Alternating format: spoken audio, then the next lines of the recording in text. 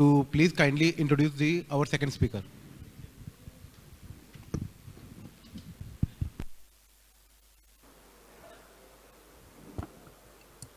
Hello. Good afternoon, members. Welcome to the second session of the day. Today we have CA Archit Agarwal ji, who will talk about the issues of GST in real estate sector. He is a CA and a LLB. He is a partner at SS Gupta and Associates LLP. He is working in the field of indirect taxes for the past 17 years. He has been appearing and representing clients up to the tribunal level. He has co-authored a book on mutuality concept published by WRC, have been regularly writing various articles for tax journals on service tax and GST matters. He has also been a speaker at various seminars organized by the ICI, by various study circles, GST departments, and NACIN. With this, I welcome you, sir. Now I request our convener Ravi Soni ji to hand over a memento to the speaker. Now I request Jawad Bhai to kindly hand over the receipt of contribution towards CABF fund to the speaker. Archit ji, now I request you to take charge of the session.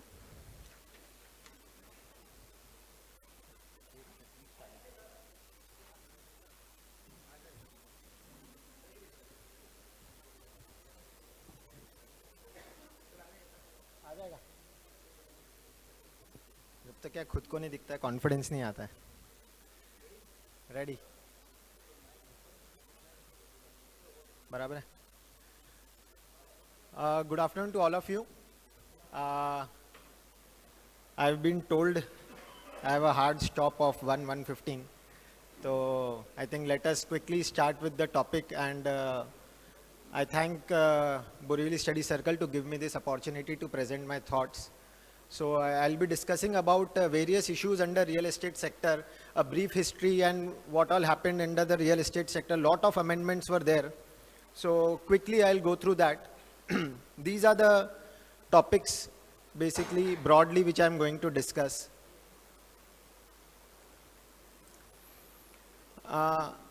See why it is important to understand how it all started in 2017, because some projects under real estate are still ongoing and they have a different GST impact, and projects which have started after 1st April 19, they have a different GST impact. So before 1/4/19 kya tha? On sale of residential flats, 12% GST was payable. On sale of any commercial unit, 18% GST was payable. Sorry, 12% again with that abatement was payable. And credit of all the input services was eligible. This was the situation prior to 1st April 19, right? Now, what happened on 1st April 19, they brought an amendment which said that in case of residential flats, the new rate will be 5%. After abatement I'm talking about. And in case of commercial units, the rate of GST continued to be 12%. Okay, we'll discuss all those changes. Now with respect to abatement of 1/3, right, the actual entry under the rate notification is 18%.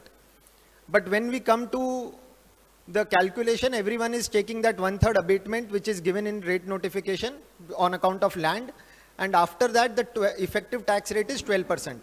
And presently the effective tax rate is 7.5%, and after 1/3 land abatement the tax rate is 5%, right? I hope this is well known. So when we talk about this land abatement of 1/3, because GST cannot be levied on land is neither supply of goods nor supply of service, it is a Schedule 3 item. So it was challenged before Gujarat High Court in this case of Manish Bhai Munjal. The assessee said that I have the basis of my land value. There was a single bungalow which was constructed, and the builder charged GST after 1/3 land abatement. Okay.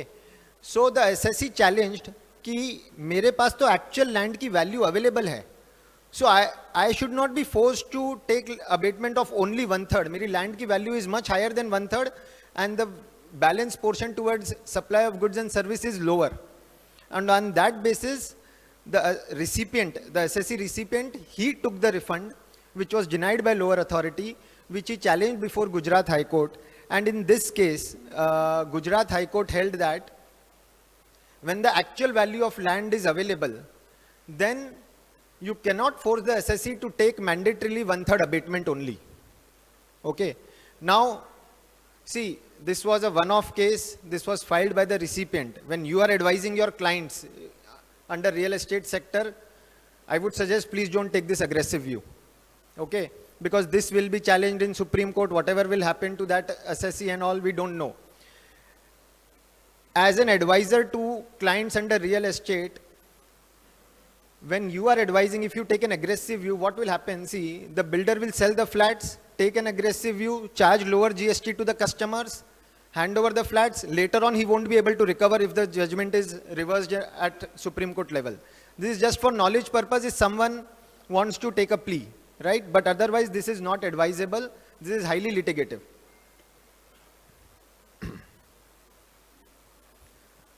Now, coming to the amendment at 1st April 19, see, this is a broad summary.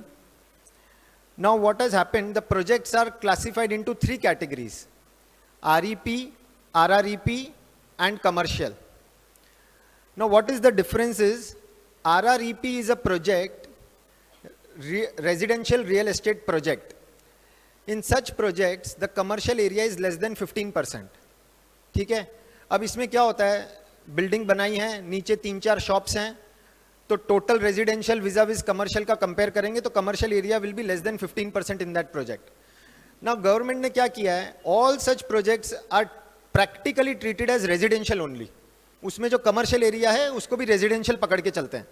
तो इन such cases commercial units जो है उस पर भी 5% GST ही है, like in the case of residential units. So the commercial shops and everything in an RREP project will be taxable at 5%. When we come to REP, REP is a project in which the commercial area is more than 15%. So इसमें क्या होता है, when the commercial area is more than 15%, so the builder will charge 12% GST on the commercial units and 5% GST on residential units. Okay. Now when we come to ITC, see what is important to note is, जब 5% output पे GST भर रहे हैं हम, okay, तो builder को जो है ITC is not eligible at all. There is no ITC available at all. So in case of RREP project, everything is at 5%. Even the commercial units are at 5%. So builder will get no single ITC in that project. But when we come to REP, then basically the commercial units, so some portion of the project is taxable at 12%. So in such cases, the builder will get ITC. And the residential portion is taxable at 5%. So for that, there will be no ITC. So what the law says is basically very simple. You see the area of commercial units, divide by total area. To that extent, the builder will take the credit. अगर उसका 5000 square feet commercial है और total project जो है वो मान लीजिए 15000 square feet का है, तो 1/3 जो है उसका कमर्शियल पोर्शन है. तो जो भी कॉन्ट्रैक्टर का, कंस्ट्रक्शन का, आर्किटेक्ट का जो भी क्रेडिट आ रहा है, वो सारा क्रेडिट उसको 1/3 रेशियो में एलिजिबल है. And last is fully commercial project. Okay, now fully commercial is very simple. 100% taxable at 12% and full credit is allowed. Now all this is of course subject to units or flats sold up to OC. When I am saying taxable fully, that is naturally whatever is sold before OC, utna hi taxable hai. Whatever is sold after OC is automatically exempt, whether it is residential or commercial or whatever. And to that extent तो credit reversal आएगा ही आएगा. So basically अगर 80% flats या units up to OC बेचे गए हैं और 20% after ओसी है, तो 20% का तो क्रेडिट रिवर्सल ऑटोमेटिकली है. There is no question about it, whether it is at 12% और 5% जो भी आपने पहले भरा है, it doesn't make any difference.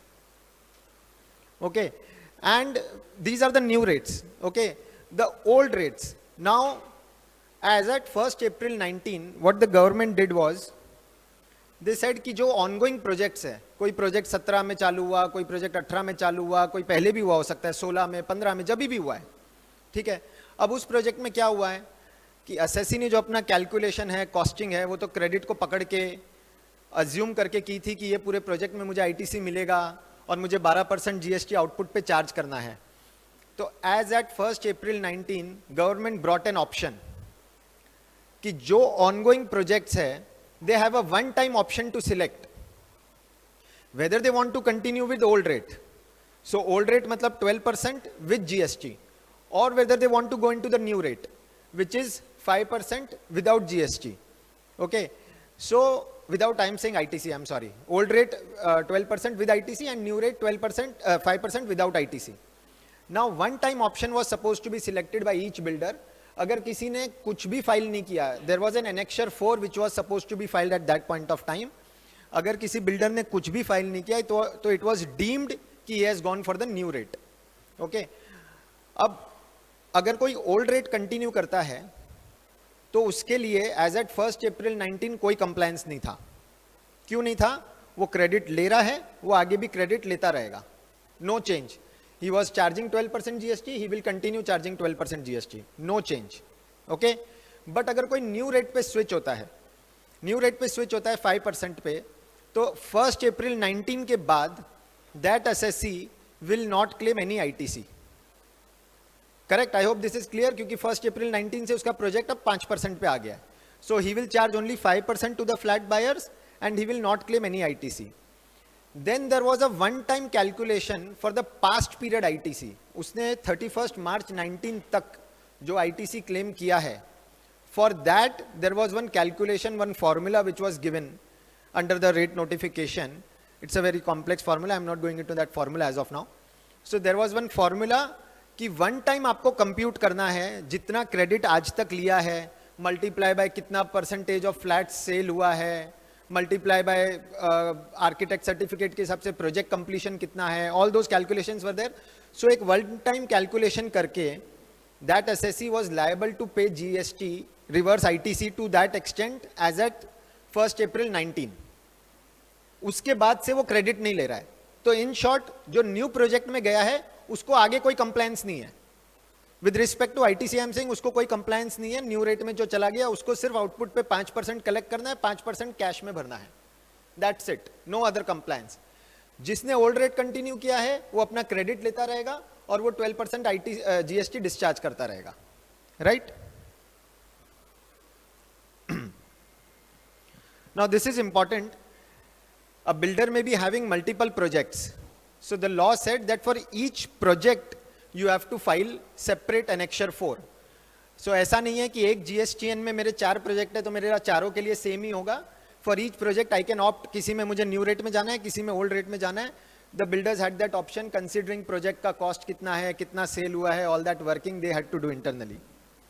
Now many a times we see joint development agreement, right? Very very common.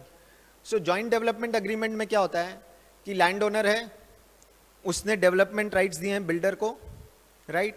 Builder is giving back say 100 flats to the land owner in lieu of development rights, और उसने कुछ खुद के लिए 200 flats build किए हैं जो वो मार्केट में सेल करेगा. टोटल 300 फ्लैट्स हैं और जो लैंड ओनर है वो 100 फ्लैट्स आगे बेचेगा. ठीक है? अब क्वेश्चन कम्स कि can a land owner who is selling further and a developer who is selling his own flats, can they opt for different rates? Could they have opted for different rates at that point of time? या किसी ने नहीं opt किया है तो क्या क्या उसका इम्पैक्ट है? एक प्रोजेक्ट में लैंड ओनर के पास 100 फ्लैट्स है बेचने के लिए, बिल्डर के पास अपने 200 फ्लैट्स है बेचने के लिए. Can they opt for different GST rates? Both are different एसएससीज. Okay, I'll come to that answer. It is connected with second one. Yes.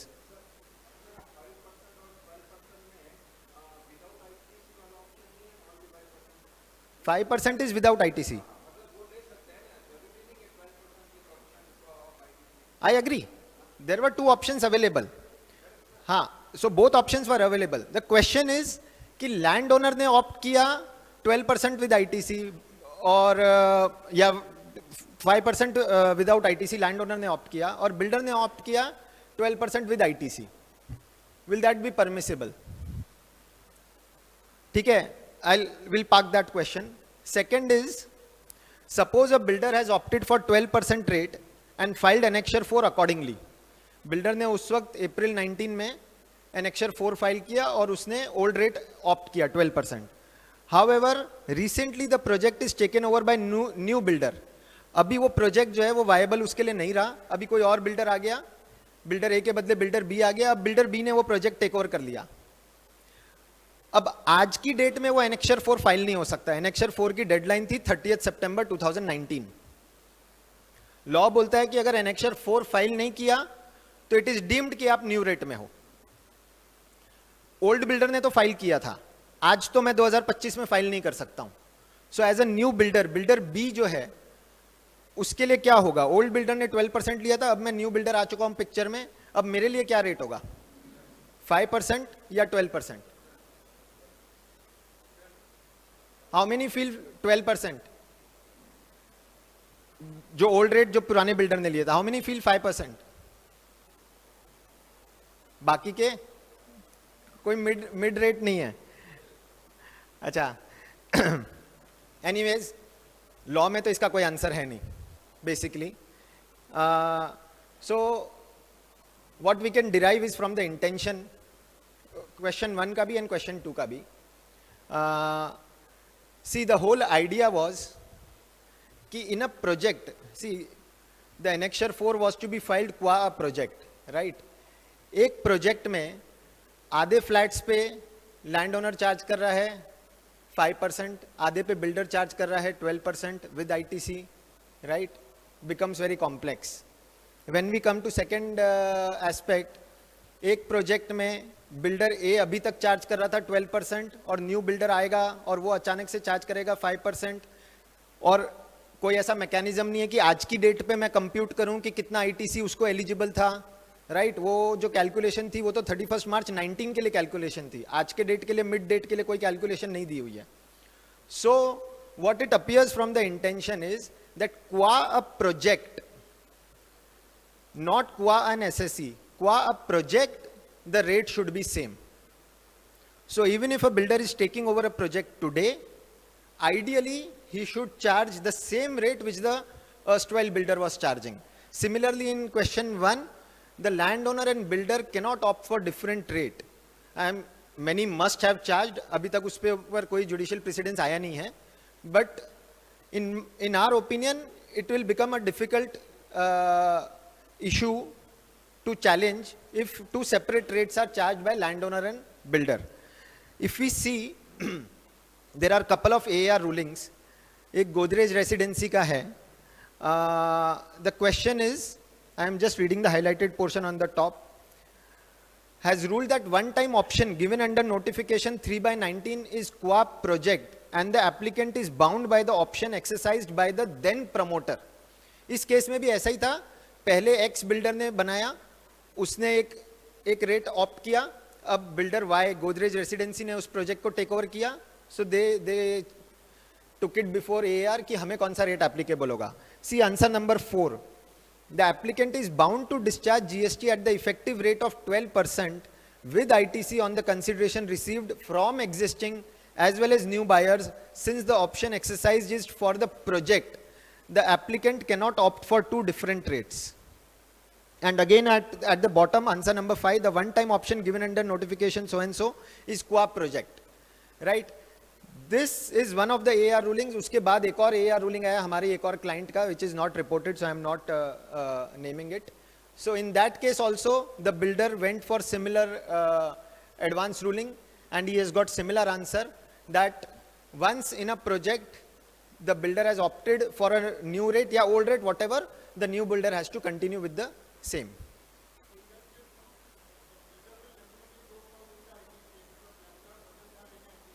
I agree. So ideally, builder would like to go with the, many builders have gone with 5% rate also, without ITC, who don't want to take the hassle or who feel that the ITC benefit may not be more. और सी क्या हुआ था, 1 April 19 को सबने अपनी अपनी calculation की, अगर मैं 12% कंटिन्यू भी करता हूं तो फ्लैट ओनर्स ने डिस्काउंट मांगा था, कुछ बिल्डर्स ने तो इनफैक्ट अप टू 7% डिस्काउंट भी दिया था। उन्होंने कहा था कि हमें जितना बेनिफिट मिल रहा है वो हमारा है, जो भी होगा कम ज़्यादा, लेकिन हम अप टू 7% आपको डिस्काउंट दे रहे हैं। काफ़ी बिल्डर्स ने ये भी सोचा कि मुझे अगर डिस्काउंट ही देना है तो इससे अच्छा मैं आईटीसी छोड़ देता हूँ, मैं 5% ही चार्ज करता हूँ। So all that calculation will depend, but yes, then the land owner and developer has to take a call and charge the same rate.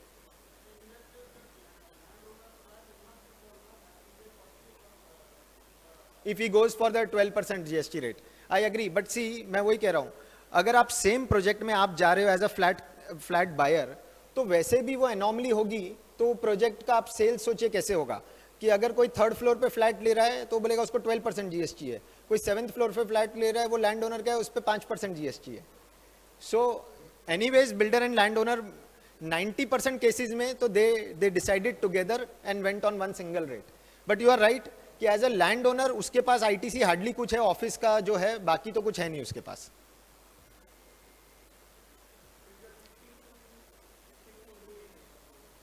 Sorry, right right right, no no, I will tell you. So इस question is कि आप new regime में गए तो 1 April 19 को आपको calculation करनी थी कि मेरा कितना आईटीसी बनता है रिवर्सल करना एज ऑन दैट डेट, और आप न्यू रेट पे आ गए हो। अब आपने ड्यूरिंग द प्रोजेक्ट मान लीजिए 50 लाख का आईटीसी क्लेम किया है, एज पर दैट कैलकुलेशन आपका जो आईटीसी रिवर्सल बनता है 40 लाख का बनता है, ठीक है, और आपके पास बैलेंस भी पड़ा हुआ है। आपने रिवर्स करके अब आपके पास बैलेंस जो बना वो 10 लाख का क्रेडिट आपके पास आईटीसी बैलेंस रह गया। अब क्योंकि आप तो 5% प्रोजेक्ट में हो तो आपको तो कैश में ही लायबिलिटी भरनी है, वो 10 लाख का क्रेडिट बैलेंस आपका पड़ा रहेगा। अब उस सेम जीएसटीएन में आगे कोई फ्यूचर लायबिलिटी आएगी उसके सामने ये क्रेडिट यूटिलाइज हो सकता है। से फॉर एग्जांपल जब बिल्डिंग बन जाती है तब बिल्डर जो मेंटेनेंस एक्टिविटी करता है बिफोर हैंडओवर उस पे 18% जीएसटी एप्लीकेबल है। सो वहां पे वो आईटीसी यूज हो सकता है उसका, that ITC will not lapse, but yes there has to be some output liability apart from sale of flat वाली, तो ही वो आईटीसी यूज हो पाएगा, नहीं तो उसका वो आईटीसी पड़ा रह जाएगा। पोस्ट ओसी इसमें रिवर्सल नहीं आएगा न्यू प्रोजेक्ट में। सी न्यू प्रोजेक्ट में आपको वन टाइम रिवर्सल करना है एज ऑन 31 मार्च 19, उसके बाद जो आप 5% चार्ज कर रहे हो उसके बाद पोस्ट ओसी का इसमें कोई इंपैक्ट नहीं है। मैं वही बोल रहा हूँ, इसमें सेल आफ्टर पोस्ट ओसी का कोई इंपैक्ट नहीं आता है क्योंकि आप आगे कोई क्रेडिट नहीं ले रहे हो। आपका अज्यूम हो गया एक तरह से देखा जाए तो 31 मार्च 19 पे जितना सेल हुआ था उस सेल्स के बेसिस पे आपका वो फॉर्मूला के हिसाब से आपका क्रेडिट रिवर्सल आ गया।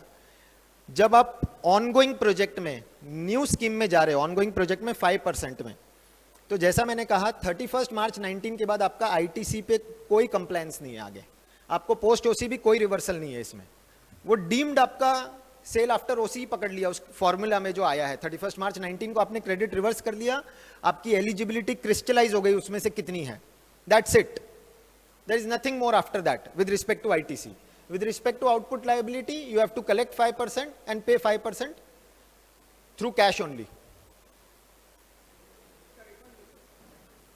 नहीं, रिफंड नहीं ले सकते। There is no such provision की जो आईटीसी बैलेंस है उसका रिफंड लेने का। सिक्किम हाई कोर्ट का एक जजमेंट है जिसमें एसएससी ने यही प्ली ली थी कि मेरा बिजनेस बंद हो गया है, अब जो मेरा आईटीसी बैलेंस है वो मुझे कैश में रिफंड मिलना चाहिए। तो सिक्किम हाई कोर्ट के सिंगल मेंबर जज ने उसको अलाउ किया कि यस, अगर आपके पास आईटीसी बैलेंस है और आप बिजनेस बंद कर रहे हो तो you should get the cash refund of the ITC balance. फिर वो जजमेंट को division bench of Sikkim high court ने रिवर्स कर दिया, ये बोल के कि सेक्शन 54 में there is no such provision which allows you to claim cash refund of the ITC balance. उसमें जो सेक्शन 54 में जो क्राइटेरिया है, zero rated supply, inverted duty structure, जो क्राइटेरियाज हैं उसी क्राइटेरियाज में ही आपको कैश रिफंड अलाउड है, otherwise there is no such mechanism under the law.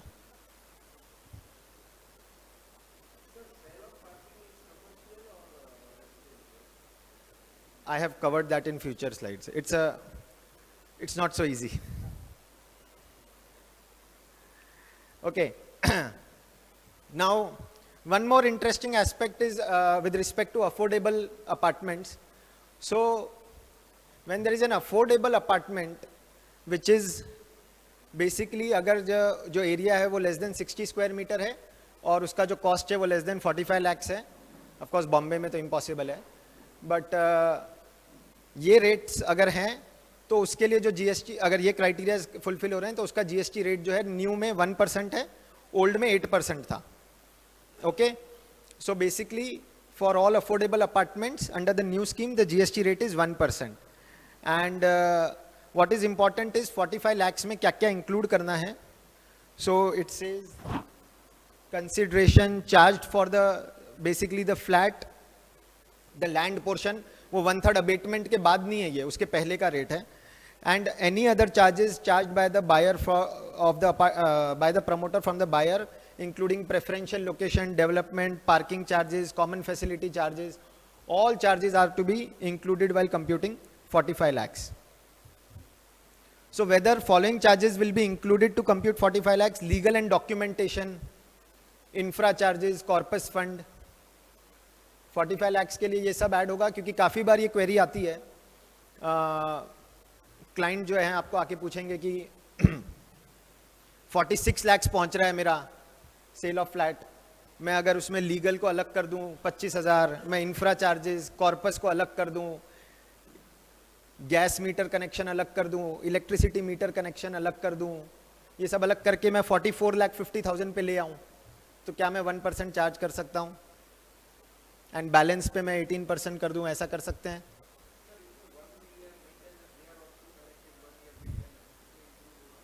See, it also says common facility charges, etc. Again, please don't take aggressive view in this. The intention of law is very clear. They want to include everything under 45 lakhs. जो उसकी cost sheet पूरी बनती है उसमें सारे charges आते हैं. If the builder is charging anything above, over and above that, it has to be included in that. एक एडवांस मेंटेनेंस एक क्वेश्चन रहता है जो आपने क्वेश्चन किया है, ये कॉमन फैसिलिटी चार्जेस वर्ड है, आइडियली वो कवर करता है. Someone can argue that advance maintenance is actually a separate supply all together. आज भी उस पर 18% जीएसटी लगता है सेपरेटली, तो वो फ्लैट का पार्ट कभी नहीं हो सकता, ठीक है. बट अनफॉर्चुनेटली लॉ ने डीमिंग प्रोविजन डाल दिया है कि ग्रॉस अमाउंट चार्ज के लिए हम ये सब देखेंगे to check whether you are eligible for 45 for the affordable का 1% रेट और नॉट. सो जब लॉ ने डीमिंग प्रोविजन डाल दिया है तो then it becomes very difficult to challenge that and से कि नहीं मेरा उसके ऊपर है and that is a separate supply. So therefore it is always advisable कि in such cases take a conservative view. अगर उसका मेंटेनेंस चार्जेस मिला के 45 lakhs क्रॉस हो रहा है तो don't take the benefit of affordable. Either you whatever, the builder has to take the call basically how to reduce it to 45 lakhs, but all the charges are to be taken into account.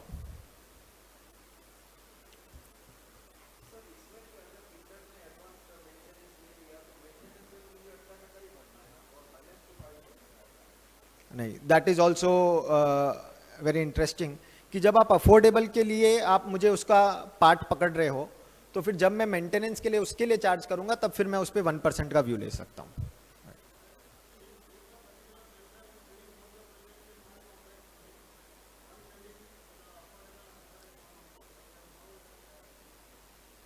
With respect to credit you are saying?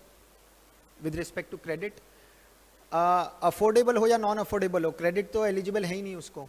5% is on non affordable flats, 1% is on affordable flats, but in none of the case the builder is entitled to any ITC.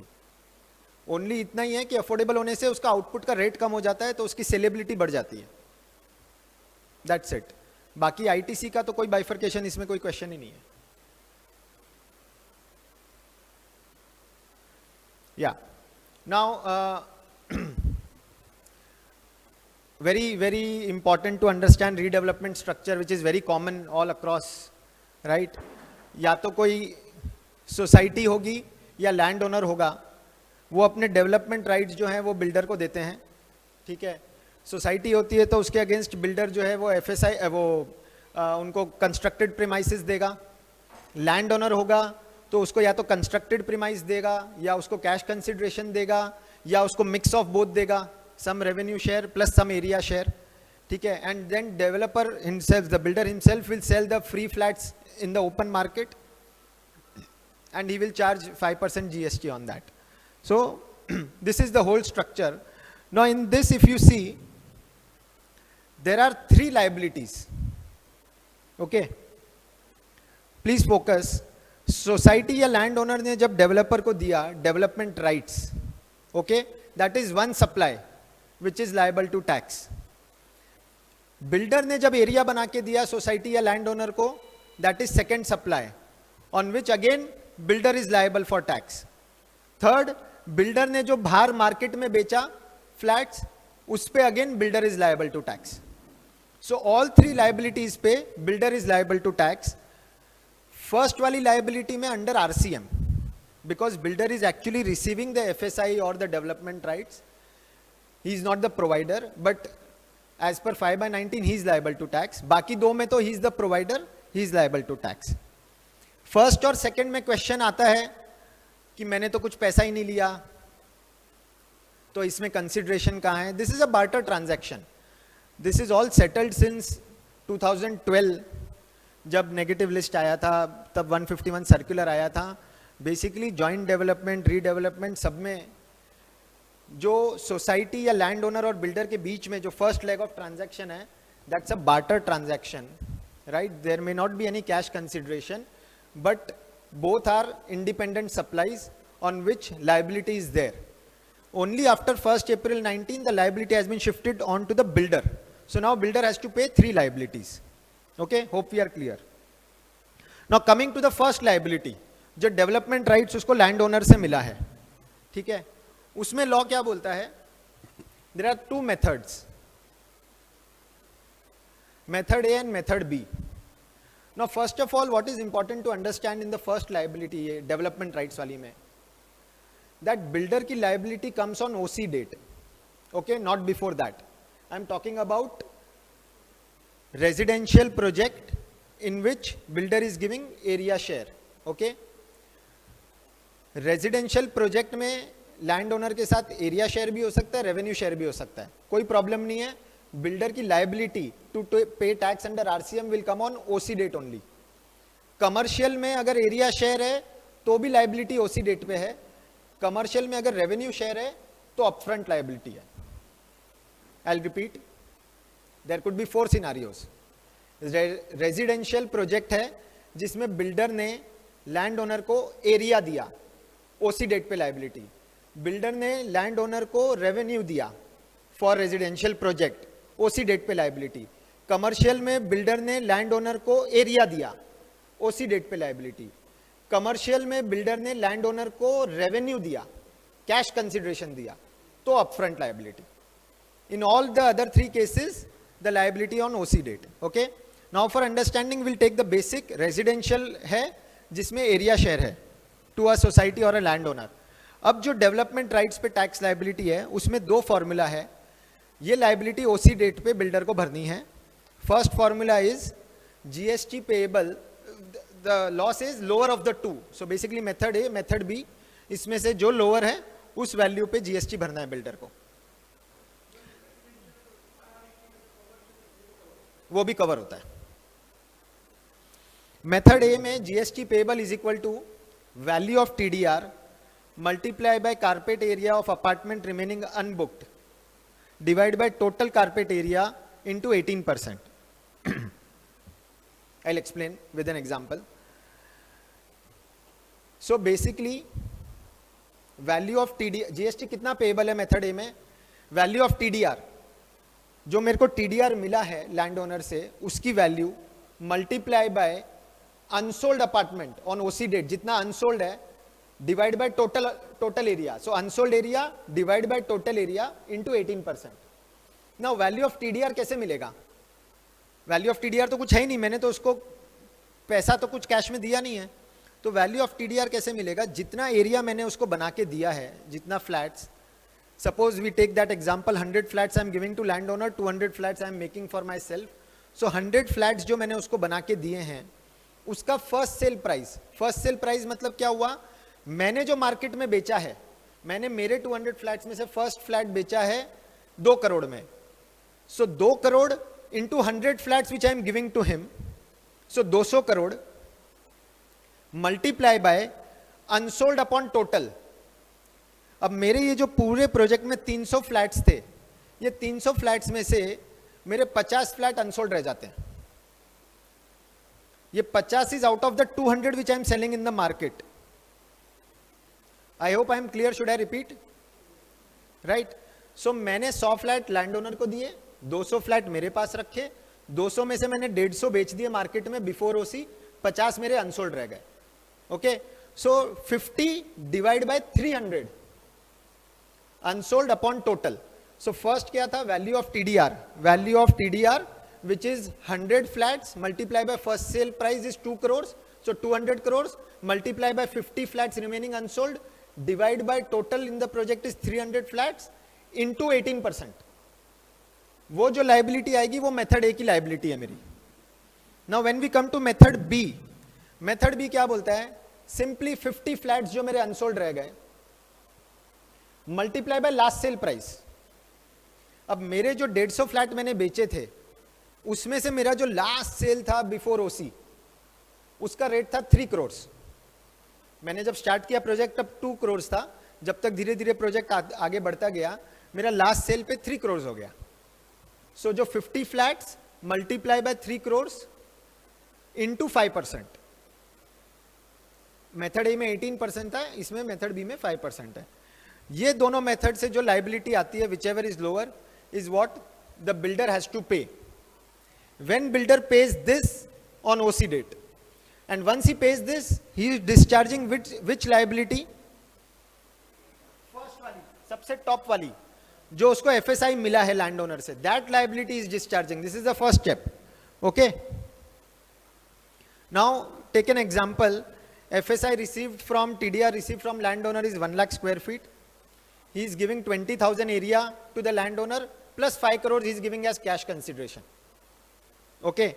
Sale price nearest to DR, basically first sale price 25,000 square feet का rate है. Sale price nearest to OC 35,000 square feet का rate है. Okay, अब method A में हम कैसे जाएंगे? Method A क्या बोलता है? Value of TDR multiply by carpet of unsold upon total. So unsold area assumed 30% है. मेरा अनसोल्ड है 30,000 square feet out of 1 lakh square feet. Okay, so the taxable value is, see, first sale price is 20,000, area first sale price 25,000 and area share मेरा कितना है? 20,000 square feet में area दे रहा हूं लैंड ओनर को, तो 20,000 इंटू 25,000 प्लस मैं 5 crore cash में भी दे रहा हूं, तो वो ऐड होगा. वो पूरे पे 30%. Why 30%? That is my unsold upon total, so 30%. Okay, that comes to 16.5 crore. I am on row 7. हाँ, 16.5 crores. That multiply by 18%. It comes to 2.97 crores. This is my liability under method A. Clear है? Method B, very simple. OC date पे मेरा sale price है 35,000. Unsold मेरा 30% है. तो मुझे 30%, 30,000 square feet into last sale price 35,000, 105 crore आया, उस पे 5%. which is 5.25 crores. So lower of the two, 2.97 crores. So in this, जो first liability builder की है उस पे वो 2.97 crores भरेगा tax. Okay? See, the whole idea is under new scheme, effectively एक बार सारे फ्लैट्स पे टैक्स आ जाना चाहिए. जो एग्जाम्पल में हमने लिया 100 फ्लैट मैंने लैंड ओनर को बना के दिए, उस पर मैं टैक्स भरूंगा as a builder. Land owner उसको वापस बेचेगा मार्केट में, वो क्रेडिट लेके उसको वापस जब बेचेगा वो उस पर टैक्स भरेगा लैंड ओनर. तो ये 100 फ्लैट पे सरकार को लास्ट सेल जो एंड कस्टमर को जो प्राइस गया है उस पर 5% जीएसटी मिल गया. मेरे पास जो 200 फ्लैट थे वो 200 फ्लैट्स में से 150 फ्लैट मैंने बिफोर ओसी बेचे, उस पर मैंने कलेक्ट करके 5% जीएसटी भर दिया. 50 फ्लैट जो रह गए उस पर सरकार को कोई जीएसटी नहीं मिला. उस पे जीएसटी नहीं मिला, तो इस फॉर्मूला से सरकार को उस पे जीएसटी मिल जाता है। अगर आप मेथड बी में आओगे तो इफेक्टिवली सरकार को 5% GST on last sale price मिल जाता है। मेथड ए में एक बेनिफिट दिया हुआ है कि अगर वो मेथड ए से कैलकुलेशन कम आती है तो मेथड ए के हिसाब से, तो इन शॉर्ट सरकार को एक बार पूरे 300 फ्लैट पे जीएसटी 5% अप्रोक्सीमेटली मिल जाता है। That is what they want at the time of OC. On receipt of OC, this is payable in that month. One shot. If it is received in parts, you have to pay partially. जितना OC मिला उस वक्त आपको ये calculation करनी पड़ेगी to that extent. जितना part OC मिला है. It is a complex working. Let me tell you, law में ऐसा उसके बारे में लिखा नहीं है. So you have to partially compute जितना मेरा area unsold to that extent from the part OC. मेरी 25 माले की बिल्डिंग थी, 15 माले का OC आ गया, तो 15 माले में से मेरा लैंड ओनर का एरिया कितना है, मेरा आउटसाइड का एरिया कितना है, कितना अनसोल्ड रह गया है, पार्ट कैलकुलेशन, बैलेंस OC आया तब बैलेंस कैलकुलेशन.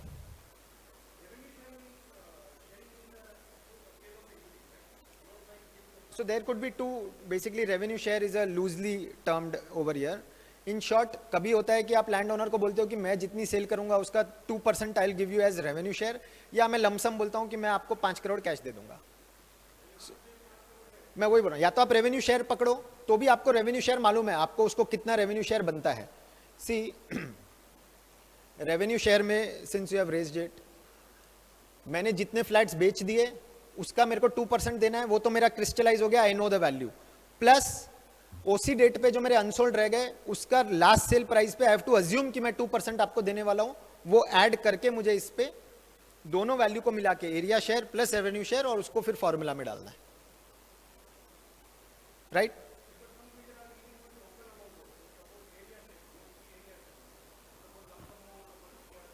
ये वही है 5 CR. बट अगर उसके बदले टोकन अमाउंट के बदले आपने रेवेन्यू शेयर दिया तो वो भी ऐड होगा.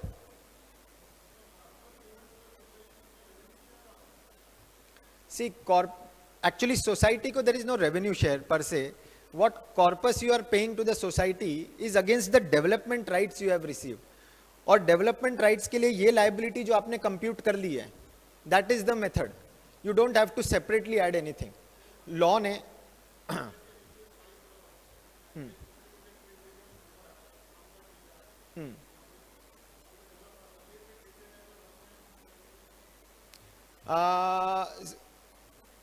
practically, I'll tell you, hardship allowance, corpus, all these are technically not an additional consideration which I'm paying. Okay, there is a thin line of difference, of course. Someone will say, see, landowner को आप revenue share देते हो for the TDR which is giving to me. Society के case में जब आपको development rights मिलता है तो उसमें inherent है कि as a builder मुझे उसको hardship allowance, rent, corpus ये सब देना है. So it is towards that supply. And law ने उसका एक deeming valuation दे दिया है. एक लॉ में उसका आ गया है, इट इज अज्यूम्ड कि जब आप सोसाइटी को फ्लैट बना के देते हो तो उसके साथ ये सारी चीजें आप चार्जेस दोगे. लॉ ने उस सबको फैक्टर करके एक रेट दे दिया है कि मुझे फर्स्ट सेल प्राइस पे आपसे कलेक्ट करना है, तो फिर सेपरेटली इसको ऐड करने की जरूरत नहीं है.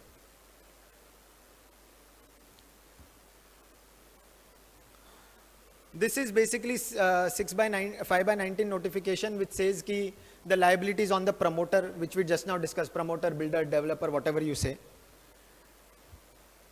Now, interestingly, on this, we are still on the first liability which we are talking about, right? Now, interestingly, Bombay High Court in the case of Srinivas Realcon has said that when a landowner or society gives development rights, it does not fall under this 5/19. 5/19 क्या बोलता है? 5B entry, services supplied by any person by way of transfer of development rights. Okay.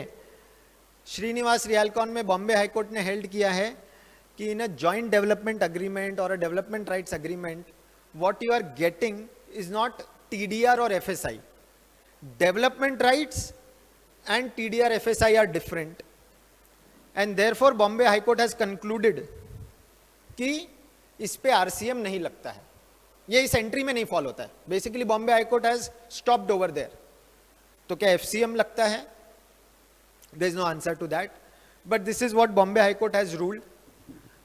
Again, if you are advising any builder, very aggressive stand to take, but अगर किसी को लेना भी है, because उसके जेब से ही जाने वाला है टैक्स RCM पे, वो खुद भरेगा टैक्स, या तो वो बचा सकता है अपना।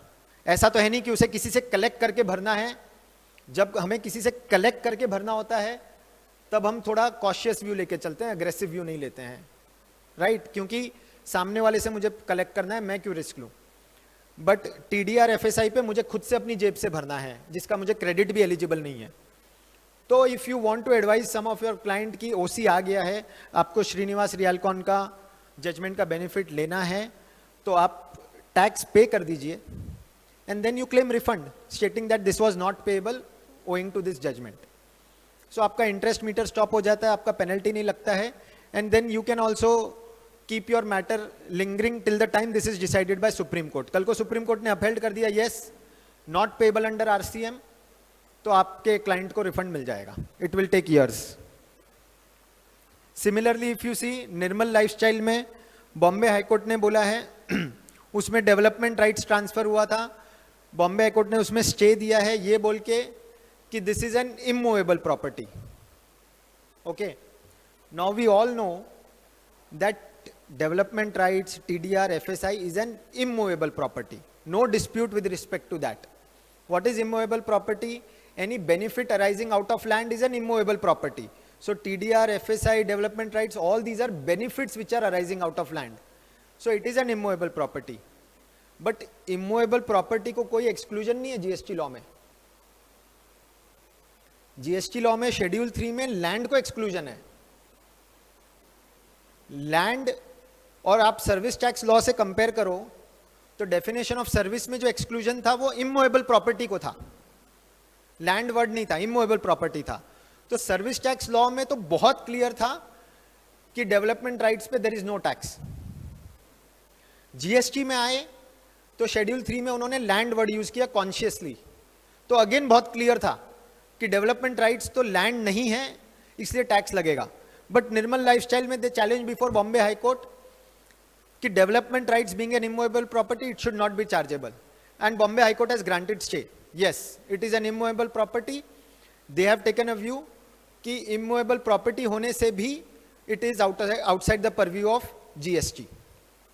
दे have observed in fact in next judgment I'll explain it better, Gujarat chambers of commerce and industry, इसमें गुजरात हाई कोर्ट के पास क्वेश्चन था assignment of leasehold rights.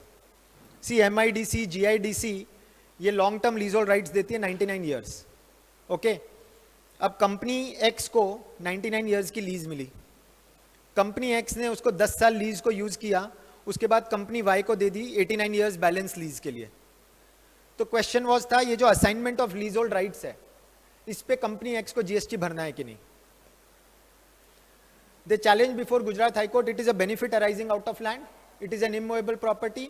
Gujarat high court said yes, service tax law जो है वही continue हुआ है GST में, और सर्विस टैक्स लॉ में इसको एग्जेम्पशन था तो जीएसटी में भी इसको एग्जेम्पशन है। In short if you see Srinivas Realcon, Nirmal lifestyle, Gujarat chambers of commerce and industry, उसके बाद इसको रिलाई किया है केपी ग्रीन एनर्जी में, उसके बाद बॉम्बे हाई कोर्ट में सोराब जी केस में हुआ है स्टे, उसके बाद बीकेबी मीडिया में इलाहाबाद हाई कोर्ट में स्टे हुआ है। So all these judgments are now coming which are saying that development rights, assignment of leasehold rights, all these rights are benefit which is arising out of land and therefore no tax on that. As I said, this is an aggressive view, although high court rulings are coming in favor. ठीक है, आपको किसी को advice करना है, my suggestion is please advise them to pay and then claim a refund. We are doing it for many of our clients. We have paid and we have now gone into refund. If you see, there are other judgments which have held it taxable earlier. In Prahita Constructions, Telangana High Court ने observe किया है कि development rights is not covered by exclusion under schedule 3, it is not land and therefore development rights is liable to tax under GST. Shashi Ranjan construction में Patna high court ने भी held किया है, it is held that transfer of development rights as it stands is amenable to GST and cannot be brought within the purview of sale of land. Therefore, basically ये दो judgements में पहले taxability upheld हुई है, उसके बाद ये सारे रीसेंट जजमेंट्स आए हैं जिसमें सब में हेल्ड किया है कि इट इज नॉट टैक्सेबल। हाँ, गुजरात हाईकोर्ट में लीजोल राइट है, लेकिन निर्मल लाइफस्टाइल में डेवलपमेंट राइट है और श्रीनिवास रियलकॉन में डेवलपमेंट राइट्स है। And why I am drawing analogy from Gujarat high court also, because उसमें सब में व्यू यही लिया, it is a benefit arising out of land and that is also treated as part of land. So this will be finally settled by supreme court only, all these judgments. Now when we come to the next aspect, जो हमने already discuss कर लिया है, मैंने 4 cases बताए थे कब liability है, जो मुझे डेवलपमेंट राइट्स मिले हैं अगर उस पर मैं पे करता हूं तो मेरी लायबिलिटी कब है, ओसी डेट पे है, एक्सेप्ट फॉर 1 केस, अगर कमर्शियल प्रोजेक्ट है और मैं कैश कंसिडरेशन दे रहा हूं लैंड ओनर को, तो लायबिलिटी अपफ्रंट है। In all other cases builder को जो आरसीएम लायबिलिटी है ऑन एफएसआई टीडीआर रिसीव्ड, वो ओसी डेट पे है। Yes,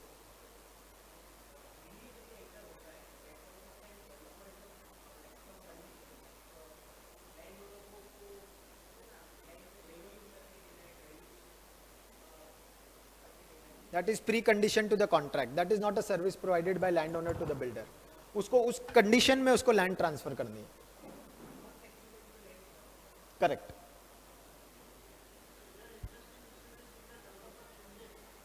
yes,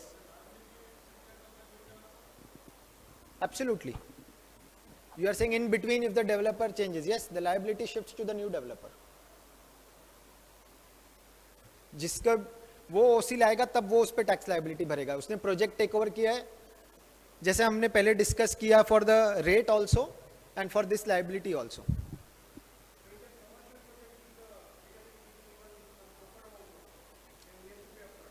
to that extent only, only to that extent, जितना उसने कैश कंसिडरेशन दिया, तो उसको आपको बाइफरकेट करना पड़ेगा। अभी जब सोसाइटी डेवलपमेंट राइट्स देती है बिल्डर को for redevelopment, okay, we all know, अभी हमने देखा उस पे डेवलपमेंट राइट्स पे, आरसीएम पे, ओसी डेट पे builder will pay the tax. Can I take a view कि society is not in the course of business of giving development right, society का तो ये काम नहीं है, so therefore no tax liability even on the builder, can this view be taken? Just one,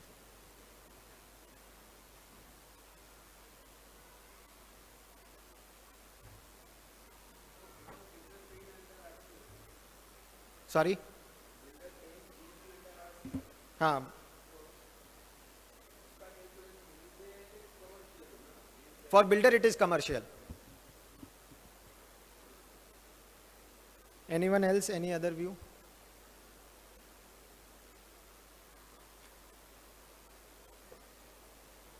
See, one argument which can be taken is society के लिए तो we agree it is not a business of giving development rights. Society तो अपना society run करती है और उसका intention है to get constructed flats in return, right? So if you remember, starting में जब जीएसटी लॉ में अप टू अक्टूबर 17, जुलाई 17 से अक्टूबर या शायद उसके भी पहले, यहाँ अक्टूबर 17 तक, any supplies received from unregistered person was liable to tax under RCM. ठीक है, मैंने एक अनरजिस्टर्ड से जाके एक दुकान से बिस्किट भी खरीदा तो लॉ बोलता है कि मुझे आरसीएम में उस बिस्किट पे टैक्स भरना है, करेक्ट? इट वाज देयर, हाँ, फिर वो of course lot of backlash and government had to remove that. अब उसमें एक सर्कुलर आया था जो क्या बोलता है कि मैंने जाके मेरी घर की ज्वेलरी मैंने जाके एक ज्वेलरी शॉप को दे दी, ओके, सो क्वेश्चन वाज कि विल द ज्वेलर पे tax under RCM on that jewellery which he has received from an individual. उसमें ये बोला गया, सी देखो, इंडिविजुअल ने जब ज्वेलरी दी वो तो अनरजिस्टर्ड है, तो ज्वेलर शॉप के लिए तो बिजनेस है, buying and selling of jewellery, उसका तो काम ये है, लेकिन इंडिविजुअल का बिजनेस नहीं है। इंडिविजुअल ने तो अपनी पर्सनल ज्वेलरी दी है, whatever purpose, for whatever reason he needs money. So board का सर्कुलर क्लैरिफाई करता है कि you have to see whether it is in the course और furtherance of business in the hands of the supplier. So in the hands of the individual it is not in the business, of selling jewelry. It may be business for jeweler. So you first see in the hands of the supplier, उसमें वो नहीं है in the course of business, and therefore liability is not payable under RCM by the jeweler. So see, tax liability has been shifted under RCM to the recipient. But to see whether it's a supply or not, you have to see it's in the hands of the supplier, basically जो दे रहा है. So therefore over here also a view can be taken that society is not in the course or furtherance of giving development rights. वो कोई flat लेके बेच नहीं रही है, वो अपने ओनर्स, अपने फ्लैट ओनर्स को ही दे रही है. एंड देयरफॉर वंस सोसाइटी के हैंड्स में ये सप्लाई नहीं है, तो इवन बिल्डर नीड नॉट पे under RCM. Okay, again aggressive view, I'll repeat. We have taken this for many of our clients, but we have advised them, you please pay the tax under RCM on OC date, and then you go for refund on this ground. Now you have various grounds. You go on the basis of Srinivas Realcon, you go on the basis of Gujarat Chambers judgment, you go on the basis कि society ने जो मुझे दिया है, that is not in the course of business. All this will be settled at later stage. Whether a view can be taken that no GST is payable on area developed for society or landowner on the basis of Vasantha Greens judgment. See, Vasantha Greens एक service tax का judgment है, जिसमें similar transaction जब मैं builder, मैंने जब society को या landowner को जो 100 flats दिए हैं free of cost, उस पे tax भरना है कि नहीं, उस पे service tax भरना है कि नहीं. तो argument ये है उसमें कि मैं जो 100 flats free of cost देता हूँ, उसकी वैल्यू जो है, मैंने मेरे 200 फ्लैट्स जो मैं मार्केट में दे रहा हूँ उसमें मैंने ऐड कर दिया उसका कॉस्ट. ऑफ कोर्स मैं वो कॉस्ट कहीं से रिकवर करूंगा, मैं मेरे बिजनेस में वो फ्री में कैसे दे सकता हूँ. तो वसंथा ग्रीन्स में it has been held by tribunal Hyderabad that whenever free flats are giving to existing society members, to tenants, to landowner, उसकी value is embedded in the flats given to outsiders on which you are paying the tax. And therefore ये जो intermediate supply है, इस पे tax भरने की जरूरत नहीं है. That is a service tax judgment that is pending before supreme court since 5 years. Okay, now again if you see new builders जो अग्रीमेंट करते हैं, जब आप अगर आपका क्लाइंट का लैंड ओनर के साथ अग्रीमेंट है तो आप प्लीज कलेक्ट करो टैक्स और पे करो. लैंड ओनर को कोई फर्क नहीं पड़ेगा, क्योंकि लैंड ओनर को उसका क्रेडिट अलाउ किया है लॉ में, क्योंकि लैंड ओनर उसको रीसेल करेगा वो 100 फ्लैट्स को. तो कोई अग्रेसिव व्यू लेके फायदा नहीं है. अगर आप सोसाइटी को दे रहे हो, उसमें दो पॉसिबिलिटीज है. आजकल मैंने देखा है काफी पिछले 1.5-2 साल से न्यू अग्रीमेंट्स में बिल्डर लिख देता है कि flat is free but tax I will collect from you. If that is the clause in the redevelopment agreement, as a builder, don't take aggressive view, please collect from the society members and pay. अगर GST liability आपके जेब पे है, builder को खुद अपने pocket से भरनी है, तो वसंथा ग्रीन्स का किसी को व्यू लेके चलना है, वो चल सकता है. But it will be finally decided by Supreme Court. It is pending before Supreme Court since 5 years. Next, हमने फर्स्ट लाइबिलिटी पूरी डिस्कस कर ली, development rights received from land owner और society to builder. Second liability is builder giving flats to land owner और society, जिसके लिए ये second question था जो हमने डिस्कस किया, वो aggressive view. Third is valuation, sorry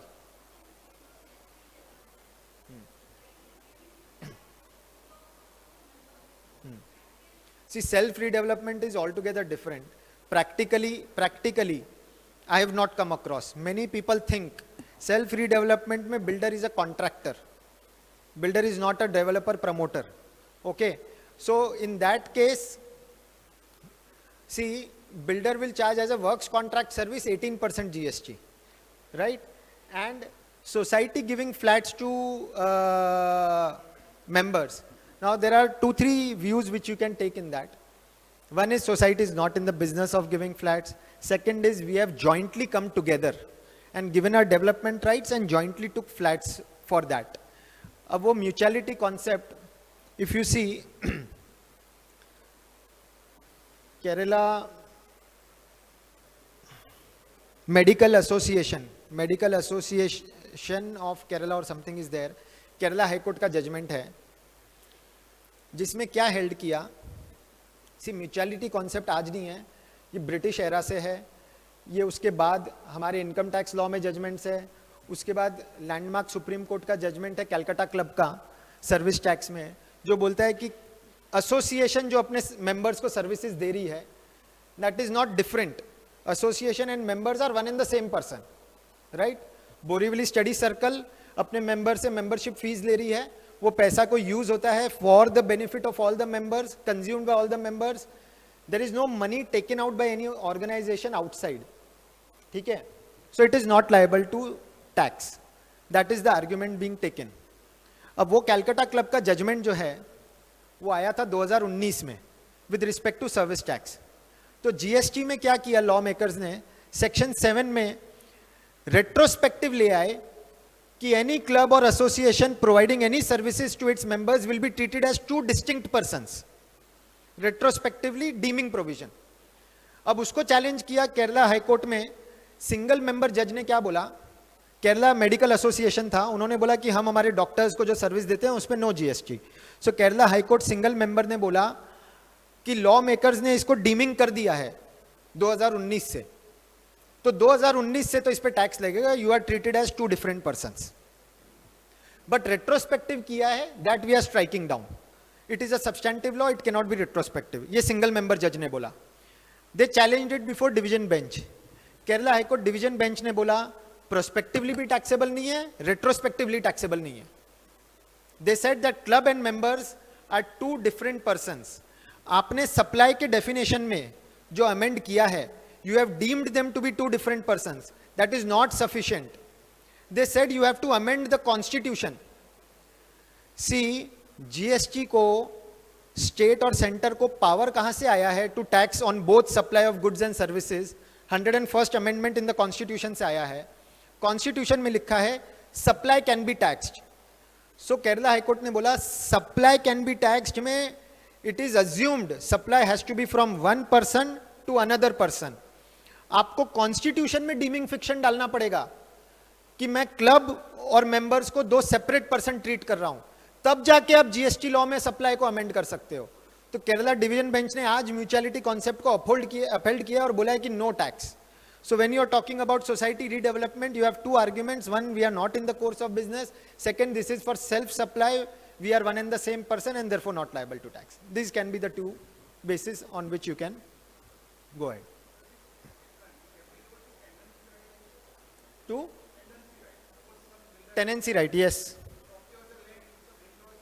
It's a broader framework which they are discussing, broader legal question, that the cost of intermediate supplies are all embedded in my final supplies. So whether it's in case of tenancy rights or development rights, in all the cases that logic will apply.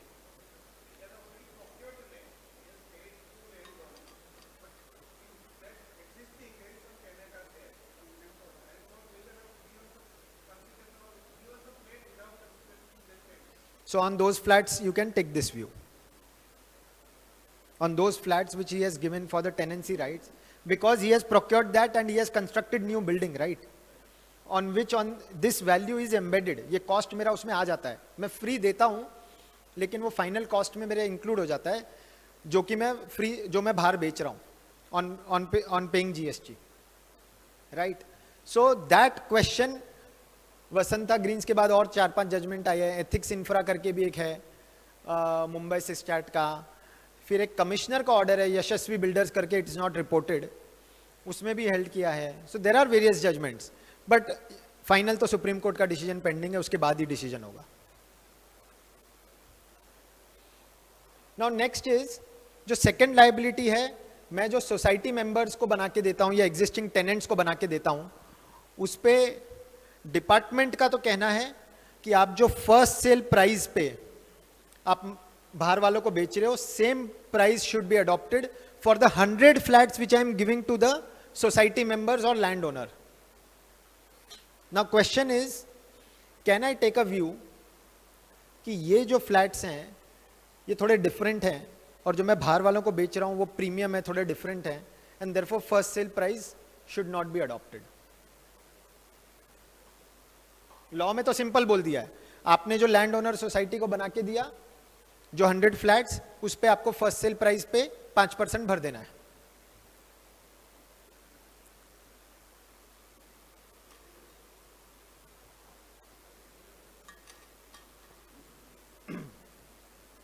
Law ने जो दिया है वहां पे presumption है कि like kind and quality के flats हैं। If a builder can show कि ये मेरी 2 सेपरेट बिल्डिंग है, जो मैंने एग्जिस्टिंग वालों के लिए बनाई है और जो बाहर वालों के लिए, जो नेचुरली होती भी है, ठीक है, बहुत से केसेस में अगर आप लैंड ओनर को दे रहे हो तो लैंड ओनर नहीं लेगा डिफरेंट वाला, लेकिन आप सोसाइटी को रीडेवलपमेंट में दे रहे हो तो बहुत सी सोसाइटीज की सेपरेट बिल्डिंग होती है। क्वालिटी ऑफ कंस्ट्रक्शन, मेरा उसमें मान लीजिए ग्रेनाइट यूज हुआ है, इसके फ्लैट्स में मार्बल टाइल्स यूज हुआ है, उसके केस में मेरा एमिनिटीज लिमिटेड है, गार्डन है, इनके केस में गार्डन, जिम, स्विमिंग पूल है, सेपरेट है। If I can show all these things, then I can question कि मेरा first sale price to independent buyers is not like kind and quality price which I am giving to society members, and therefore I should not be liable to pay on that. In such cases the valuation will be cost plus 10%, rule 30 के हिसाब से cost plus 10%.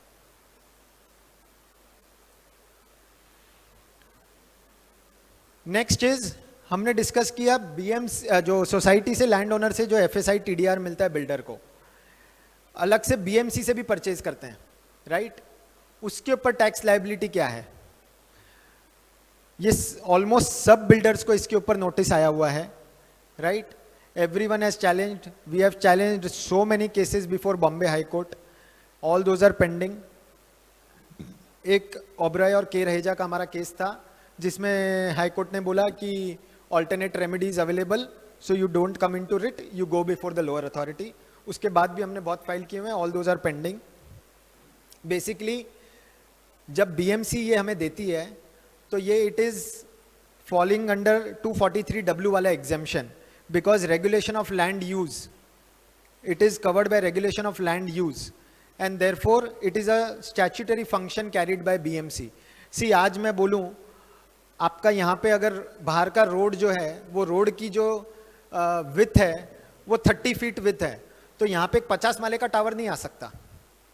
क्यों नहीं आ सकता? BMC वहाँ पे permission ही नहीं देगी. एफएसआई ऐसा नहीं है मैं लोड करके एफएसआई यहाँ पे 200 माले का टावर सबअर्ब्स में खड़ा कर दूं.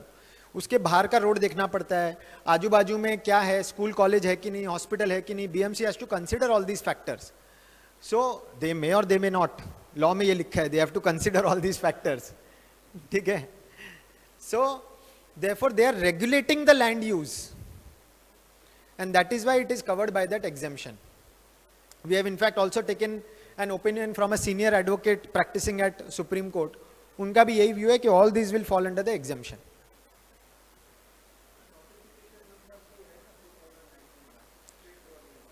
बिल्कुल सर, लेकिन सरकार उसको नहीं, हाँ, बट हर बिल्डर को इस पे शो कॉज नोटिस आया है. हाँ, वो लोग नहीं मानते हैं कि this is falling under that exemption.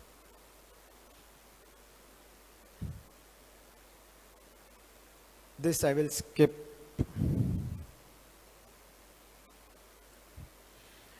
Compliance for GST new rate. I'm sure everyone is aware. Cash में collect करके cash में भरना है. The ITC cannot be used. Another condition is that at least 80% of the supplies must be received from registered persons. Okay, अगर more than 80%, अगर shortfall हो रहा है 80% से, बेसिकली सरकार चाहती है कि आप सब अनरजिस्टर्ड से नहीं खरीदो क्योंकि आपको आईटीसी नहीं मिलता है. तो अगर आपने 78% खरीदा है तो 2% पे 18% जीएसटी लायबिलिटी आएगी. And for cement, if cement is being purchased from unregistered person, तो even if it is less than 20% जो थ्रेशोल्ड है, तो भी उस पर आरसीएम आएगा ही आएगा. If cement is purchase from unregistered person even for 1 rupee.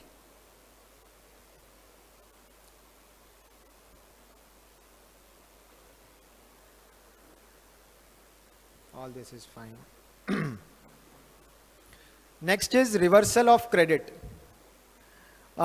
This is just a summary of all those things which we discussed.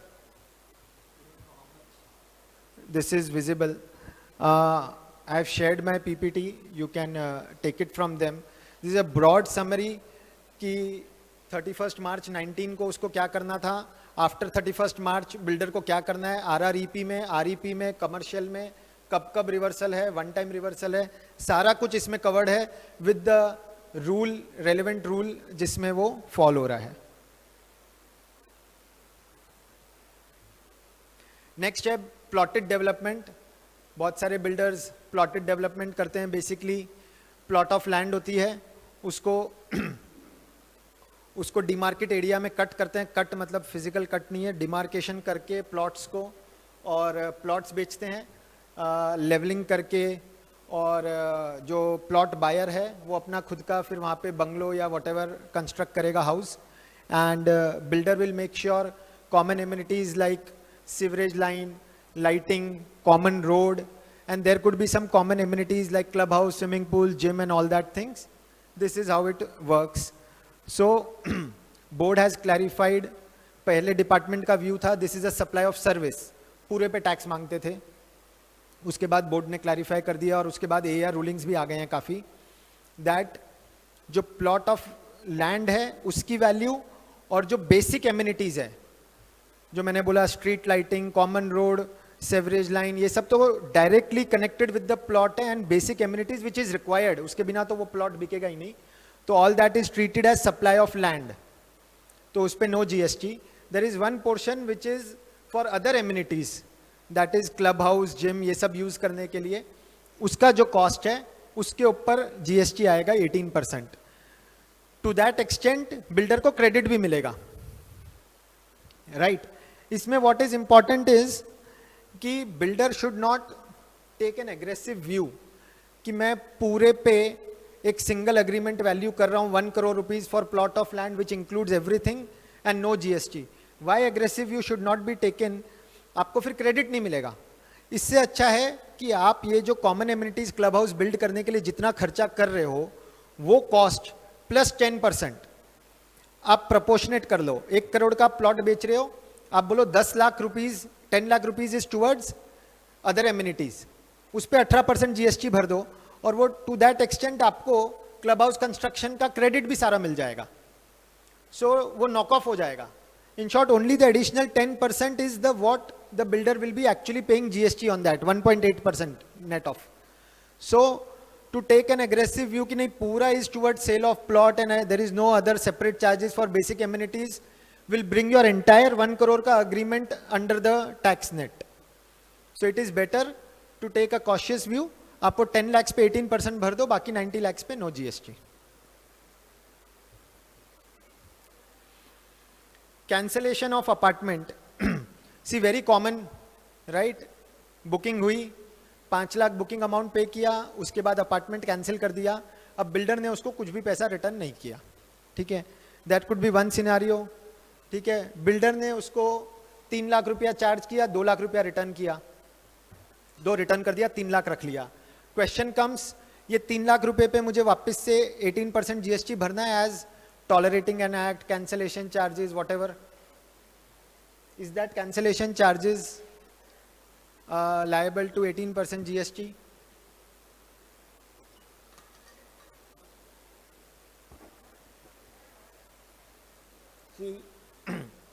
हम देखते हैं फ्लाइट बुकिंग, होटल बुकिंग, सब में कैंसिलेशन चार्जेस होता है. किसी ने कोई लैंड परचेज की डील की, उसको कैंसिल कर दी और टोकन मनी दिया था. तो what board circular also says that you have to see the underlying supply. Underlying supply पे टैक्स क्या था और क्या रेट था. अगर आपने लैंड परचेज की डील की, उसके लिए 5 लाख दिए और फिर आपने कैंसिल कर दी, तो वो 5 लाख पे कोई जीएसटी नहीं आएगा, क्योंकि अंडरलाइंग सप्लाई वो सेल ऑफ लैंड, राइट. तो सेम लॉजिक ओवर हियर कि कैंसिलेशन चार्जेस अगर सेल ऑफ फ्लैट के लिए है तो उस पर 5% ही जीएसटी आएगा, ना कि 18%. एंड सेकेंडली, आपने ऑलरेडी वो 5 लाख जब कलेक्ट किया तब आपने भर दिया उस पर 5% जीएसटी. तो अब जो 3 लाख रिटर्न किया उस पर वापस से भी नहीं भरने की जरूरत है.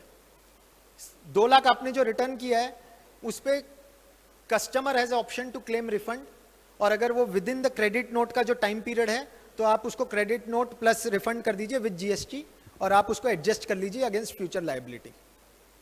ओके.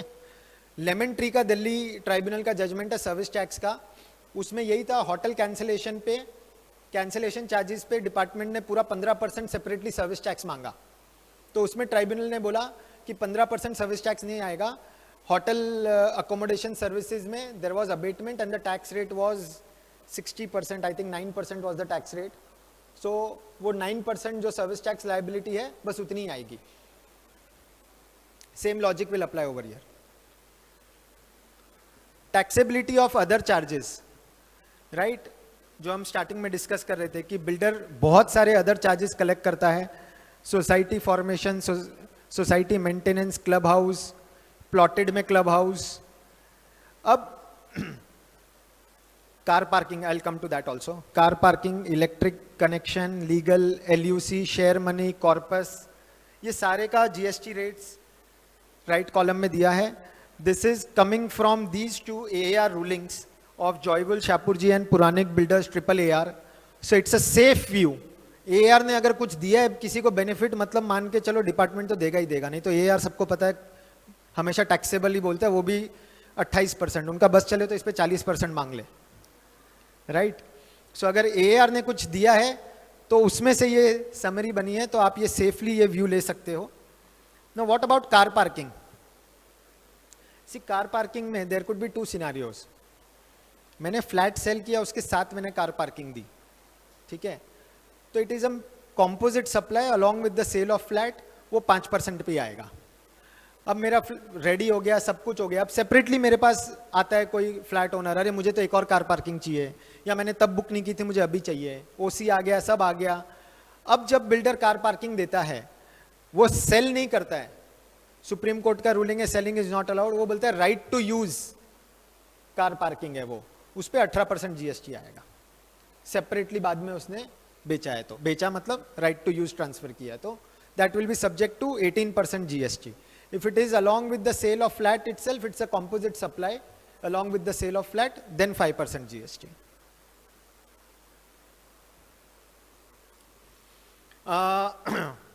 ये बहुत इंटरेस्टिंग इशू आया होगा आपके पास भी.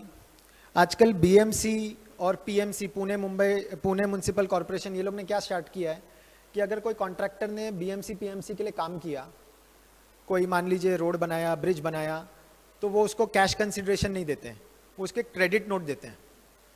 1 करोड़ रुपए का क्रेडिट नोट दे दिया आपको. अब वो क्रेडिट नोट वो क्या कर सकता है, वो बेचेगा एक बिल्डर को. एक्स कॉन्ट्रैक्टर ने काम किया, उसको 1 करोड़ रुपया मिलना था BMC PMC से, उसको 1 करोड़ का क्रेडिट नोट, एक डॉक्यूमेंट मिलेगा. वो 1 करोड़ का क्रेडिट नोट वो एक बिल्डर को बेचेगा डिस्काउंट पे, नहीं तो कोई उससे नहीं खरीदेगा. वो उसको बेचेगा 98 लाख रुपीज में. बिल्डर को 98 लाख में मिल गया.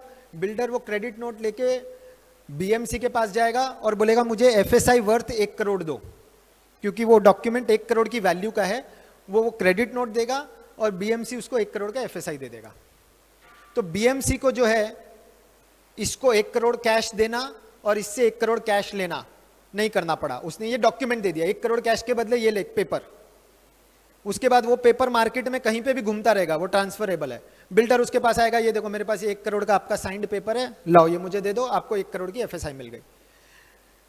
इसमें कॉन्ट्रैक्टर जो है उसने 1 करोड़ का क्रेडिट नोट 98 लाख में बेचा है, और बिल्डर ने जो है 1 करोड़ का वर्थ क्रेडिट नोट 98 लाख में खरीदा, 2 लाख रुपए डिस्काउंट पे.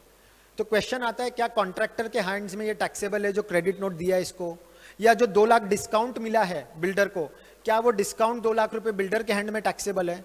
दोनों के हैंड में कुछ भी टैक्सेबल नहीं है. This is an actionable claim. ये एक एक्शनेबल क्लेम है. It's a debt in the books of BMC PMC. तो कॉन्ट्रैक्टर जब उसको आगे पास ऑन करता है, it's an actionable claim, it is not a supply. When it comes to in the hands of builder, builder को 2 लाख रुपए discount मिला है, उसने परचेज 98 लाख पे किया है, उसने कोई सर्विस नहीं प्रोवाइड की है 2 लाख रुपए के लिए, there is no supply.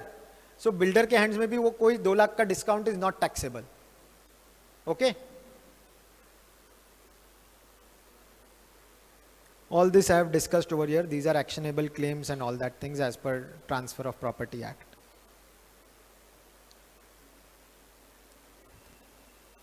Yes, last is most interesting, safari retreats. Safari retreats अभी तो ऐसा लग रहा होगा हिस्ट्री हो चुकी है, उसके बाद रेट्रोस्पेक्टिव अमेंडमेंट आ चुका है. सी, सफारी रिट्रीट्स में 2 एस्पेक्ट थे. एक था सुप्रीम कोर्ट ने बोला कि प्लांट और machinery and plant and machinery, there are two different terms being used, ठीक है, and therefore नीचे जो define किया है वो plant और machinery define किया है, and machinery नहीं किया है, तो वो clause के basis पे सुप्रीम कोर्ट ने functionality test के basis पे benefit दिया, उसको तो retrospectively amend कर दिया law में, दोनों को प्लांट एंड मशीनरी कर दिया, वहां तो चैप्टर ओवर, मैं उसमें अब कोई आर्ग्यूमेंट नहीं कर सकता, उसमें किसी को आर्ग्यूमेंट करना है तो ये करे कि आपके पास पावर नहीं है, रेट्रोस्पेक्टिव जिस दिन से आया है ये तब से एप्लीकेबल होगा, all that people are going to argue, I am sure.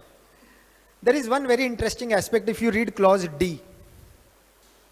Clause D even after amendment says goods or services or both received by a taxable person for construction of immovable property other than plant and machinery on his own account. So restriction is when I am using goods or services for construction of immovable property on my own account, तब restriction है, ये 17.5 में blocked है.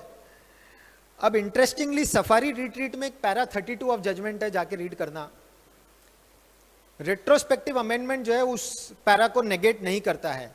सी supreme court ने actually 2 point पे favourable decision दिया था, ये वाला पॉइंट जो है उसको रेट्रोस्पेक्टिव अमेंडमेंट टच नहीं कर रहा है. पैरा 32 का हाईलाइटेड पोर्शन क्या बोलता है? Construction is said to be on a taxable person's own account when it is made for his personal use and not for service, or it is to be used by the person constructing as a setting in which business is carried out. मैं मेरे personal use के लिए, मेरे office के लिए, मेरे personal consumption के लिए कर रहा हूँ, तो it is own account. This is very interesting. Last line. However, construction cannot be said to be on a taxable person's own account if it is intended to be sold or given on lease or license. Sold तो हम सबको पता है, मैं builder को commercial property बनाता है, उसको पूरा क्रेडिट मिलता है, 12% वो भरता है. क्यों? It is not on his own account. यही रीजन से है कि डी क्लॉज में it is not on my own account. But यहां पे बोला है इवन लीज और लाइसेंस पे मैंने दिया है, मैंने मॉल कंस्ट्रक्शन किया, मैंने कमर्शियल प्रॉपर्टी फॉर रेंटिंग किया, तो it is not on my own account, so I fall out of this exclusion clause. And this observation has not been negated by the retrospective amendment made after the Safari Retreat judgment. उन्होंने plant and machinery वाला जो anomaly था उसको correct कर लिया, लेकिन ये एक इंडिपेंडेंट ऑब्जर्वेशन है जिसमें उन्होंने बोला it is treated as not on his own account. So still if someone is renting out on the basis of this judgment the benefit can be taken. Okay, I think that covers majorly everything what I know about real estate. I hope I have been able to do justice. We can take questions, and thank you so much for patiently listening.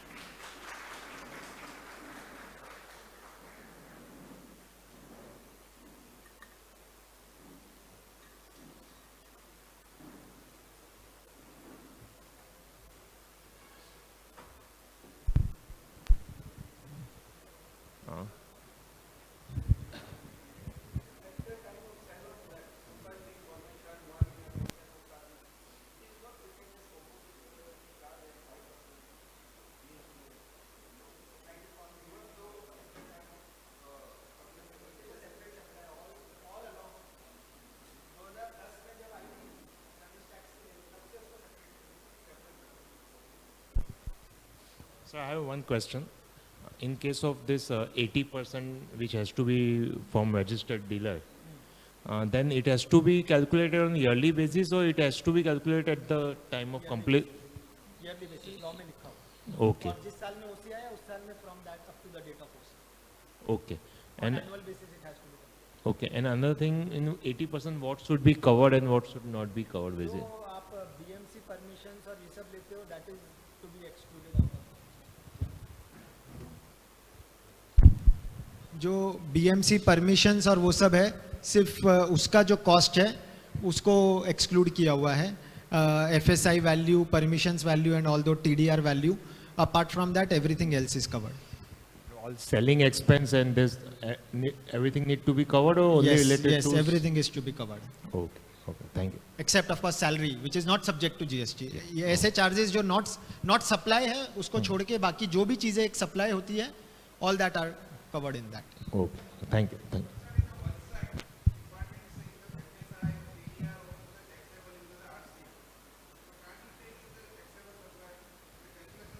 नहीं, calculation of 80% आपको ये बोलता है कि ये अगर आपने unregistered से बाय किया है तो आपको उसके ऊपर नहीं आएगा। बेसिकली ये सब आपको एफएसआई जो है बीएमसी ये सब से मिलती है। पहले बीएमसी ये सब रजिस्टर्ड भी नहीं थे, मैं आपको बताता हूँ। बाद में बीएमसी ने रजिस्ट्रेशन लिया बहुत लेटर जीएसटी में। अब बहुत सी चीज़ों पे बीएमसी भी आपको लगा के देती है जीएसटी। आप वो एडवर्टीजमेंट और वो सब का करने जाते हैं तो उसके ऊपर बीएमसी खुद जीएसटी लगाती है। when it is from unregistered persons. नहीं, आप इस पे भर रहे हो तो of course it will come in the part of your calculation. आप बीएमसी से एफएसआई जो ले रहे हो उस पे अगर आप भरोगे तो yes, it is part of your 80% का कैलकुलेशन में, it will become part of it. But मेरे हिसाब से कोई बिल्डर भी बीएमसी से जो एफएसआई ले रहा है उस पे कोई नहीं भर रहा है। उस पे सबका वही आर्ग्यूमेंट है कि that it is covered under 243W land regulation वाला exemption. if you take a very conservative view and pay on that, so of course it will become part of your 80%. What? Yearly.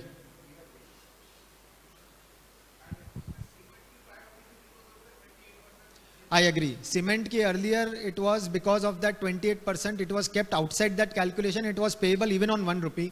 Now cement has come down to 18%, but they have not amended that entry. They may, in future once they realize, they may, or they may have that mindset कि नहीं cement में बहुत चोरी होती है, registered को unregistered से वो रूट किया जाता है, छोटे छोटे डीलर्स जो होते हैं वो विदाउट जीएसटी का बिल दे देते हैं. So they may have that mindset, so they may not amend it and they may keep still taxable. But yes, the idea was क्योंकि वो 28% पे था इसलिए उसको exclude किया गया था.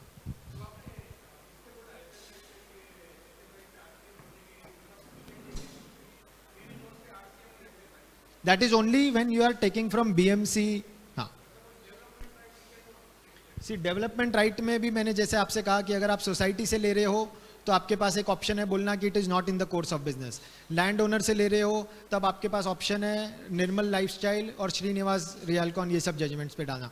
All these are very aggressive. You I am again repeating, ये सब हाई कोर्ट लेवल पे, सुप्रीम कोर्ट लेवल पे जाके सेटल होगा. So whenever you are advising, please keep that in mind.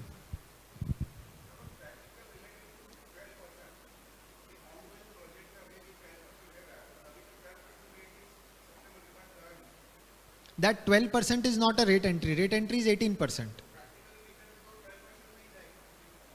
बराबर है. तो मैं समझा नहीं इशू क्या है. हाँ, बट आपको रिटर्न में तो दिखाता है ऑप्शन. रिटर्न में तो आज भी है वो ऑप्शन. आपको रिटर्न फाइलिंग की प्रॉब्लम है या आप लीगल इशू बोल रहे हो? रिटर्न फाइलिंग में आपको आता है option. Yes yes yes, of course रहेगा.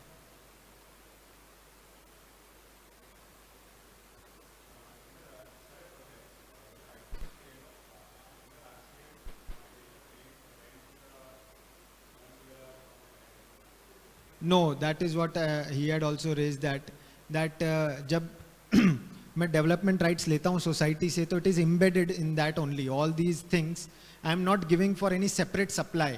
ये सब मेरे को डेवलपमेंट राइट्स के लिए ही मिल रहा है. तब मैं उनको hardship allowance, rent allowance, corpus ये सब देता हूँ.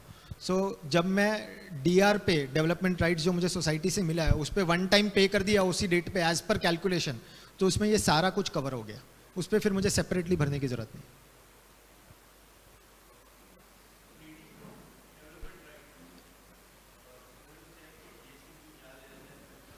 ट्रेडिंग में एक बहुत बड़ा इशू है, मैं आपको बताता हूँ. ए ने बी को दिया डेवलपमेंट राइट्स, ठीक है. उसने सोचा बी प्रोजेक्ट में यूज करेगा तो वो आरसीएम पे भरेगा, ठीक है. बी ने लेकिन यूज नहीं करके सी को दे दिया, तो बी के हैंड्स में तो टैक्सेबल नहीं है. अल्टीमेटली सी ने प्रोजेक्ट में यूज किया तो वो 5/19 की एंट्री में एक minute,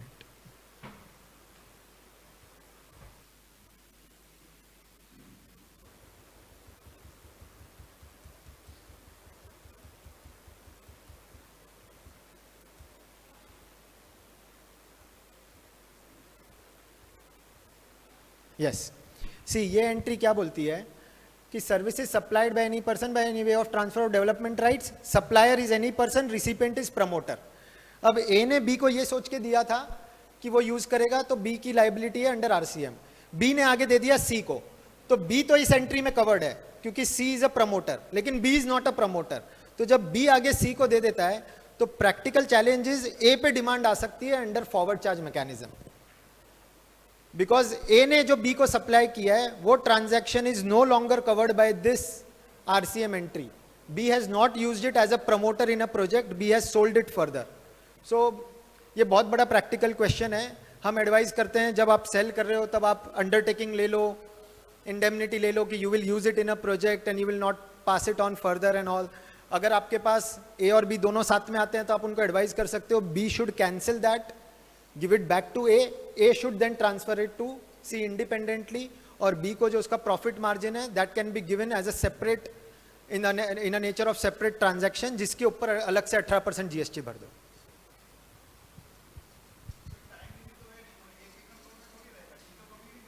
I agree, that is what I am saying. अगर बी और ए के बीच में कोई अंडरस्टैंडिंग नहीं है तो ए के ऊपर वो रिस्क है, इसलिए A should take an undertaking while giving development rights.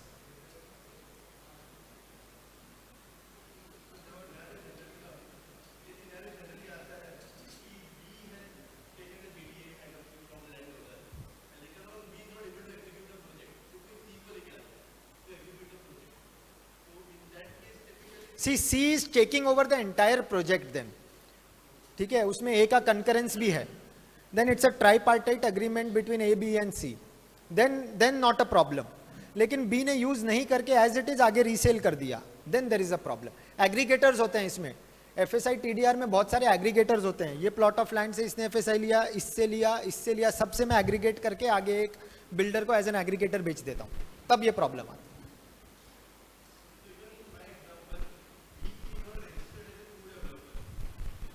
That's okay, वो तो पूरा प्रोजेक्ट टेक ओवर हो गया है, तो वो पूरा प्रोजेक्ट की लायबिलिटी सी एंड में आरसीएम में भर देगा।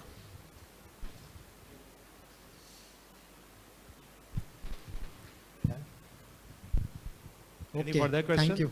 Yeah. Thank you.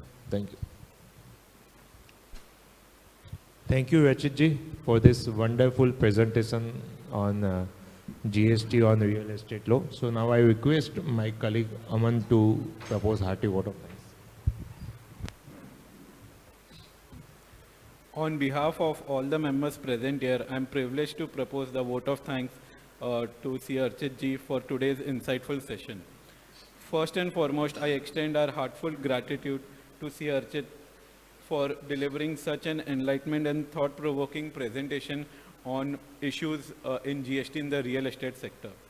Your deep understanding of the subject, practical illustrations, and clarity on complex provisions truly added immense value to all of us. Your discussions on sector-specific challenges, interpretational issues, and compliance complexities, especially around matters like project classification and input tax credit, joint development transactions, has given us a clear vision of the practical hurdles professionals and businessmen face. The way you simplified these issues and connected them to real-life scenarios was truly commendable. We sincerely appreciate the time and effort you dedicated for this session, as well as your willingness to share your expertise so generously. Once again, thank you, C. Archit ji, for an excellent and enriching session. We look forward to learning from you again in the near future.